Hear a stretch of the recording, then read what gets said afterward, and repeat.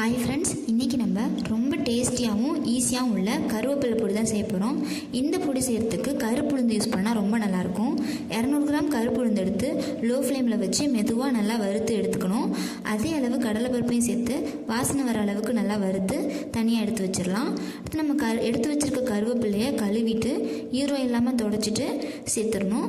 கருவேப்பிலை சேர்க்கும்போது ஈரம் எதுவும் இருக்கக்கூடாது. அதே சமயம் இலையிலேருந்து ஈரம் போகிற அளவுக்கு நல்லா வறுக்கணும். கருவேப்பிலை மொறுமொறுன்னு ஆகி நல்லா வறுத்ததும் அதையும் தனியாக எடுத்து வச்சுட்டு நம்ம உப்பையும் வறுத்து தான் சேர்க்க போகிறோம். எந்த பொடி செஞ்சாலும் உப்பை வறுத்து சேர்க்கும்போது ரொம்ப நல்லாயிருக்கும். அடுத்து 1 ஸ்பூன் எண்ணெய் சேர்த்து நம்ம 20 போல் பூண்டு எடுத்து தோலை உரித்து சேர்த்துருக்கோம். பூண்டை நம்ம தட்டிட்டு சேர்க்கலாம். ஆனால் நமக்கு மொறுமொறுன்னு ஆகணும். பூண்டு ப்ரௌனாகி வந்தால் தான் நமக்கு பொடியில் எண்ணெயெல்லாம் இல்லாமையும் ஈரம் இல்லாமல் பொடி ரொம்ப நாள் வரைக்கும் வரும். பூண்டையும் வறுத்ததுக்கப்புறம் அதே எண்ணெயில் நம்ம 1 ஸ்பூன் தனியா, 1/2 ஸ்பூன் சீரகம், 1/2 ஸ்பூன் மிளகு சேர்த்து பொரிய விடுவோம். காஞ்ச மிளகாவையும் அதே எண்ணெயில் சேர்த்து நல்லா வறுக்கணும். காஞ்ச மிளகா கருகிடாமல் பார்த்து மெதுவாக வறுக்கணும். மிளகாவோட எண்ணிக்கை நம்மளோட காரத்துக்கு ஏற்றப்ப சேர்த்துக்கலாம். அதுக்கப்புறம் இது எல்லாத்தையும் ஆற வைக்கணும்.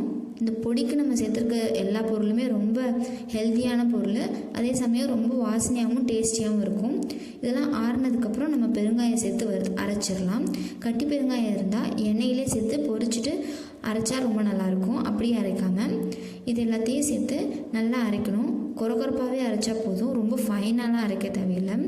பொடி கொரகொரப்பாக இருந்தால் தான் நம்ம இட்லிக்கோ தோசைக்கோ சாப்பிடும்போது ரொம்ப நல்லாயிருக்கும். சாதத்துக்கு சேர்த்து சாப்பிடும்போது இன்னும் சூப்பராக இருக்கும். சாதம் சாப்பிடும்போது நம்ம சூடான சாதமாக அதில் கொஞ்சம் நல்லெண்ணெயை சூடு பண்ணி சேர்த்துட்டு இதில் 2 ஸ்பூன் சேர்த்து நல்லா மிக்ஸ் பண்ணி குழந்தைங்களுக்கு கொடுத்தா கூட ரொம்ப விரும்பி சாப்பிடுவாங்க. லஞ்ச் பேக் கூட அனுப்பிச்சி விடலாம் பேக் பண்ணி.